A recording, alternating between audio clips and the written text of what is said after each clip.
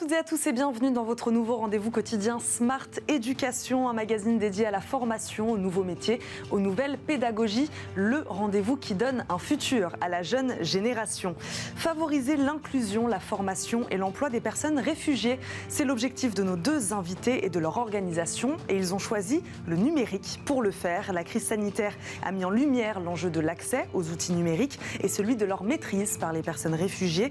Ils vont nous expliquer ce que peut leur apporter le numérique, mais également ce que ces populations peuvent apporter au secteur. Jean Go, directrice et cofondatrice de Connexio, est avec nous. Bonjour. Bonjour. Merci d'être sur le plateau de Smart Éducation. Frédéric Bardot, CEO de Simplon.co, est également avec nous. Bonjour. Bonsoir. Merci à tous les deux d'être là. Il y a tous les deux dans votre histoire personnelle, dans la création de vos entreprises, cet enjeu-là. On sent que ça fait partie tous les deux de votre histoire personnelle.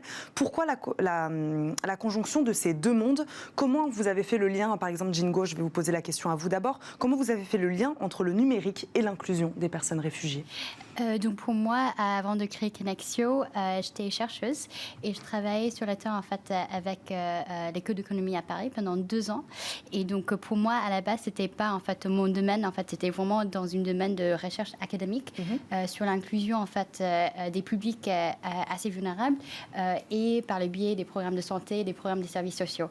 Et c'était en fait dans mes recherches sur le terrain pendant 2 ans. J'ai interviewé en fait des publics et à la base en fait en 2015, il y avait beaucoup de publics qui étaient des personnes réfugiées, des personnes en fait des migrantes.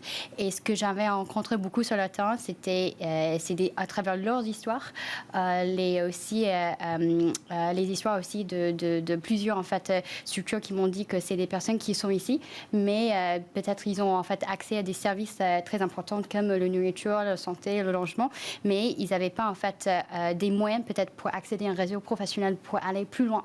Et donc je pense pour moi c'était de lier un peu deux choses dans mon parcours qui était ce parcours de chercheuse et avant en fait j'étais dans le Silicon Valley. Je travaillais en fait vraiment dans le secteur tech et c'était quelque chose pour moi en fait c'était évident en fait n'importe où on va aller dans le monde en fait de demain. C'était important de maîtriser ces outils numériques. Voilà. Frédéric Bardot, est-ce que vous avez fait ce même constat? Est-ce que c'est un constat de terrain que vous avez fait pour créer votre entreprise? Nous, c'était plus compliqué. On travaillait déjà depuis 2 ans à l'insertion des demandeurs d'emploi sur les métiers du numérique. Et c'est une personne de l'équipe qui s'appelle Anne-Charlotte, qui est plus à Simplon. Au moment de la crise syrienne, elle s'est dit, mais si on ne fait pas quelque chose, vraiment, ça ne sert à rien qu'on soit Simplon. Et donc elle a dit il faut monter un programme pour les réfugiés. On ne savait absolument pas de quoi ils retournaient. On ne venait pas du monde de la recherche comme Jean. Et donc en fait on a appris sur le tas. On a travaillé avec Singa, avec d'autres associations et on a monté un programme réfugiés. Et maintenant plus de 10% des apprenants de Simplon, sur les 15 000 qu'on a formés, sont réfugiés. Donc c'est un programme qui est venu d'une initiative spontanée d'une jeune femme qui travaille à Simplon et qui s'est dit notre méthode elle marche pour les demandeurs d'emploi, elle marche pour les personnes en situation de handicap, elle marche pour tout le monde. Est-ce qu'elle va marcher pour les réfugiés? Et ce n'était pas une paire de manches assez facile, parce qu'il y a la question de la langue. Frédéric Bardot, pourquoi le numérique, plus qu'un autre secteur, peut-il être vecteur, selon vous, d'inclusion sociale? C'est un secteur massivement inclusif, avec énormément de décalage entre l'offre et la demande. Il y a des centaines de milliers d'emplois, des millions au niveau mondial qui sont non pourvus. Et contrairement à ce qu'on peut penser, il n'y a pas que des niveaux ingénieurs dans le numérique. Il y a aussi des niveaux accessibles de bac à bac plus 3. Et c'est là où le pouvoir d'inclusion il est très fort. Ça veut dire que même si vous n'êtes pas geek, en fait, en quelques mois ou en quelques années, vous pouvez apprendre un métier qui est extrêmement recherché, avec des bons salaires. Vous pouvez travailler de chez vous, vous pouvez travailler à distance. Donc c'est vraiment ce pouvoir massif d'inclusion que ça permet. Et ça le prouve, puisqu'en fait, on forme des milliers de personnes chaque année. Et en fait, ça ne s'arrête pas, parce que tout le monde est dans le numérique maintenant. Les médias, tout le monde. On va rentrer dans le détail de vos formations, de ce que vous faites, peut-être plutôt formation courte, enfin, ou formation pratique. On verra comment vous travaillez tous les deux au sein de vos organisations. À quel type de profil, vous parliez des ingénieurs, pas besoin d'être un geek pour apprendre le numérique. À quel type de profil êtes-vous confrontés au sein de vos organisations sur ces personnes réfugiées? Est-ce que ce sont des profils déjà qualifiés, peut-être, que vous rencontrez au quotidien, Jean Go? Oui, chez nous, je dirais, en fait, c'est vraiment vraiment des profils assez divers parce que, en fonction de en fait, pays d'origine de la personne, leur parcours, leurs expériences, c'est vraiment très varié. Donc, on a des personnes qui sont venues et qui sont vraiment sur les premières démarches sur un ordinateur et on a des personnes qui sont justement, qui étaient des cadres, des managers chez eux et qui viennent avec des dizaines d'années d'expérience. Et donc, je pense pour nous, ce qui est important, c'est de pouvoir adapter nos parcours de formation en fonction de leurs besoins aussi, de savoir que le numérique, il y a aussi beaucoup de nuances dans les types de formations qu'on peut proposer. Et donc pour nous, par exemple, ça peut être on a des parcours vraiment qui ciblent les bases, vraiment une initiation sur les compétences numériques de base jusqu'à des parcours plus avancés. Et l'objectif, c'est d'assurer que pour les personnes en fait qu'on va faire entrer dans nos formations, vraiment en fait ça parle en fait pour leur projet professionnel et ça peut les pousser beaucoup plus loin. Jingo, on a parlé de ce que le numérique pouvait apporter à ces populations. Est-ce que selon vous, ces populations peuvent aussi apporter quelque chose d'intéressant au numérique ?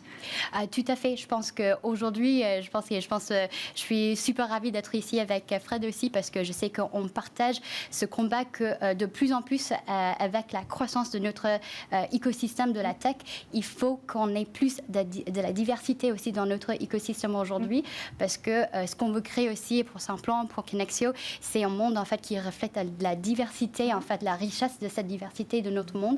Et pour nous, en fait, c'est vraiment ce combat de tous les jours on fait pour être sûr que les parcours en fait divers en fait de nos apprenants, des personnes qui n'ont pas pu accéder soit à des informations, des réseaux en fait, ils aient toutes les chances possibles.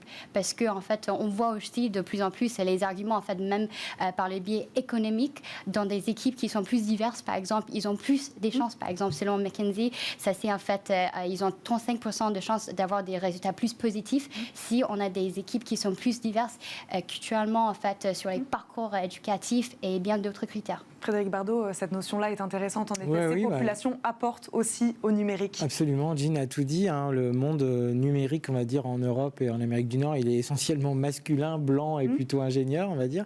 Et donc, effectivement, toute diversité, elle a raison de le souligner, ça amène de l'innovation, de la résilience et de la performance aux organisations. Et ce n'est pas un problème français. Nous, on est présent dans 25 pays, dont, je dirais, dans 3/4 des pays dans lesquels on est présent, il y a des personnes réfugiées du pays. Parce qu'il n'y a pas que des réfugiés en France, il y en a partout. Bien sûr. Quand on est au Liban, en Jordanie, ou même à Barcelone, où il y a des émigrés de Colombie, ou en Colombie, où il y a des gens des FARC ou des réfugiés. En fait, c'est cette richesse-là, enfin, c'est vraiment une nouvelle manière en fait, de faire de la diversité. C'est pas seulement la diversité d'origine sociale ou la diversité, on va dire, de genre.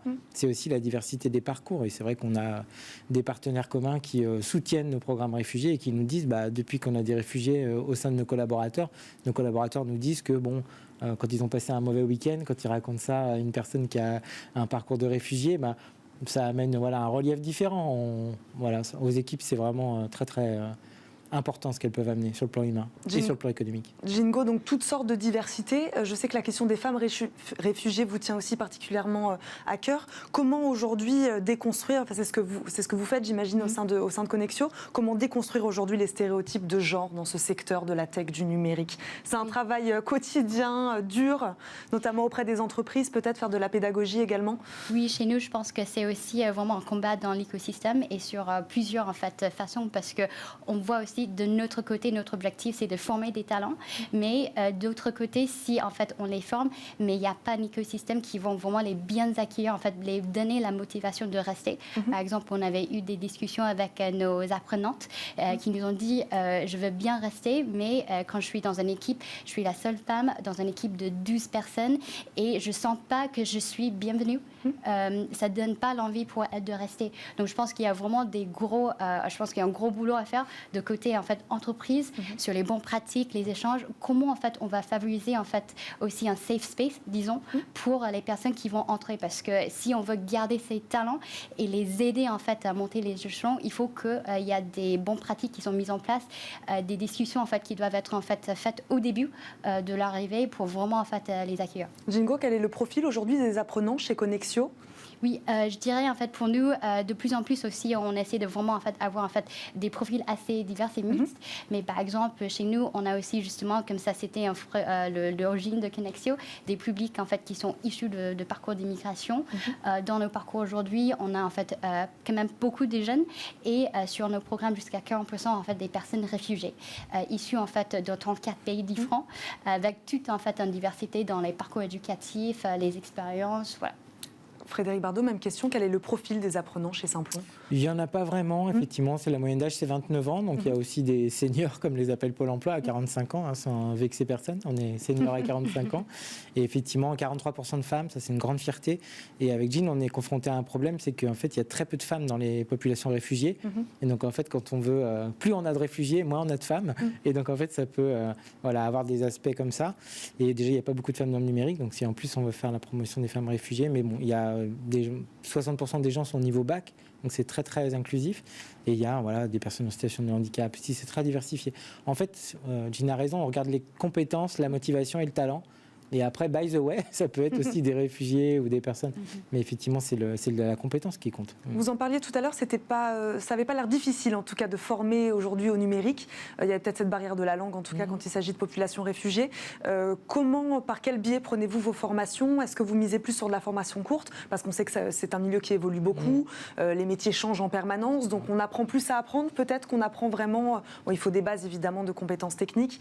Mais comment ça se passe? Sur quoi misez-vous exactement? Oui, complètement. Mais il y a déjà les deux types d'offres. Effectivement, il y a les bases du numérique, où là, ça peut être quelques jours ou quelques semaines. Et là, vraiment, on est sur la digital literacy, en bon français.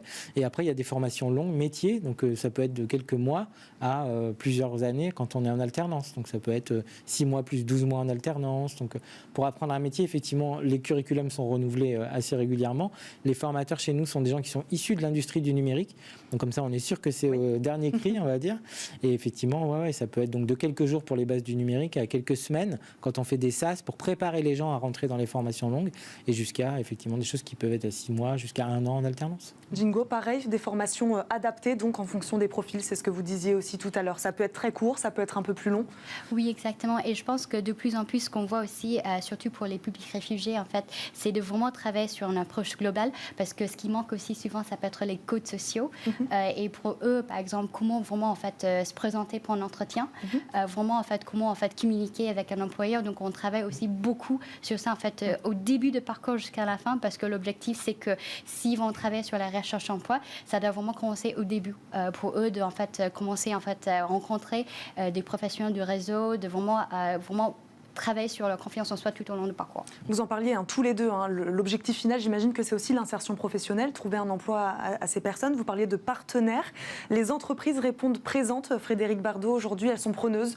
Moi, je crois qu'on l'a en commun, effectivement. Nous, on ne forme pas pour former, on forme pour insérer. Oui. Voilà. Et effectivement, il y a des entreprises qui sont vraiment des partenaires clés, qui ont poussé ces thématiques-là. Je ne veux pas citer des marques et des entreprises, même si cette chaîne est très ouverte. Mais il y a des entreprises qui mouillent la chemise et qui s'engagent vraiment et qui ne font pas que financer des formations comme les nôtres, mais qui embauchent aussi les gens, parce que c'est aussi facile de financer et de laisser le marché du travail absorber. Donc oui, il y a des entreprises qui sont vraiment centrales dans ces programmes réfugiés, et pas seulement que sur le numérique, qui ont embauché à tous les étages. En fait. Merci beaucoup à tous les deux d'avoir discuté avec nous aujourd'hui sur le plateau de Smart Education. Jingo, je le rappelle, vous êtes directrice et cofondatrice de Connexio. Frédéric Bardot, CEO de Simplon.co. Merci à tous les deux. C'est déjà la fin de cette émission. Merci à vous de nous avoir suivis. On se retrouve très vite pour un nouveau numéro de Smart Education. Très bonne journée à tous sur Bismart et à très vite.